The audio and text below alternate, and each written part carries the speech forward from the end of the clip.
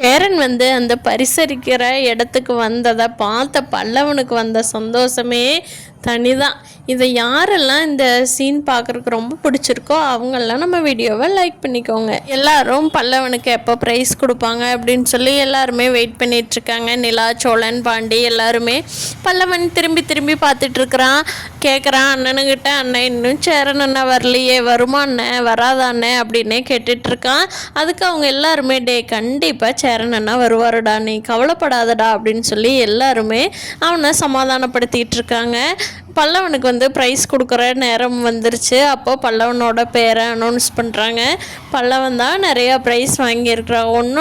ஒரு ப்ரைஸும் மெடலையும் பல்லவனோட கழுத்தில் போடுறப்போ பல்லவன் திரும்பி திரும்பி அண்ணன் வந்துட்டாங்களான்னே பார்த்துக்கிட்டு இருக்கிறான். ஆனால் சேரன் வந்த பாடே இல்லை. பல்லவனுக்கு நிறைய மெடல் கிடச்சிருக்கு. அதை பார்த்துட்டு இவங்கெல்லாம் பயங்கரமாக கைத்தட்டி சந்தோஷப்படுறாங்க. சோழன், நிலா, பாண்டி எல்லோருமே பயங்கரமாக அப்படி சந்தோஷப்பட்டுருக்கிறப்போ பல்லவன்கிட்ட மைக்க கொடுக்குறாங்க. இந்த பல்லவா, நீ பேசு, இத்தனை மெடல்ஸ் வாங்கியிருக்கிறியே, எத்தனை போட்டியில் வின் பண்ணியிருக்கிறியே, அது எப்படி பேசு அப்படின்னு சொல்லி அந்த ஹோஸ்ட் பண்ணுறவங்க பல்லவங்கிட்ட மைக்க கொடுக்குறாங்க. அப்போது கரெக்டாக சேரன் வந்து வாசலில் எட்டி பார்க்குறாரு. அப்போது பல்லவன் திரும்பி பார்க்கல. பல்லவன் பேசிகிட்டு இருக்கான்.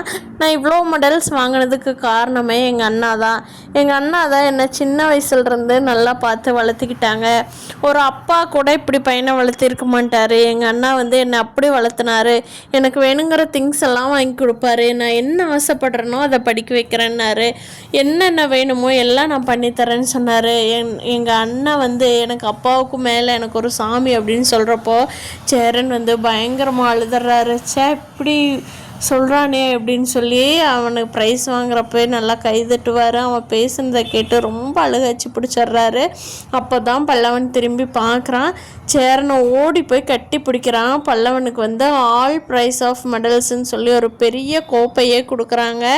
அதை வாங்கின பல்லவன் ரொம்ப சந்தோஷப்படுறான். குடும்பமே ரொம்ப சந்தோஷமாக இருக்குது. ஐயனார் துணை ஃபேமிலியே ரொம்ப நல்ல விஷயமா நடந்துட்டு வருது. இனி அடுத்து வந்து சேரனோட கல்யாணம் தான்.